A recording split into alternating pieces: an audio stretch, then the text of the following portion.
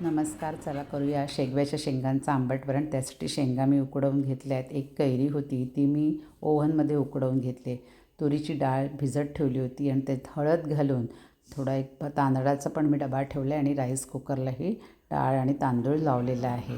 ती कैरी उकडलेली आहे. मिरच्या घेतल्या आहेत, मिरच्या चिरून घेतल्या आहेत. पाहूया शेंग छानपैकी शिजलेली आहे. आता नारळामध्ये थोडंसं नारळाच्या चवात थोडंसं पाणी घातलं आहे आणि ओव्हनमध्ये मी ते 1-2 मिनटं लावलं होतं थोडंसं दूध निघण्यासाठी. डाळ छान शिजलेली आहे. आता तेलाची फोडणी करून त्यात मोहरी, जिरं, मिरच्या, कढीपत्ता घातला आहे आणि शिजलेल्या शेंगा पाण्यासकट घातल्या आहे, हिंग घातलं आहे, कोथिंबीर घातलेलं आहे आणि उकडलेली कैरी होती ती बाठ्यासकट टाकली आहे. हळद, मसाला, गूळ, ओल्या नारळाचा चव ज्याचं दूध निघालेलं आहे, थोडी चवीसाठी साखर घातली आहे, उकडलेली तूर डाळ घातली आहे, चवीसाठी मीठ घालून आपलं आंबटवरण तयार.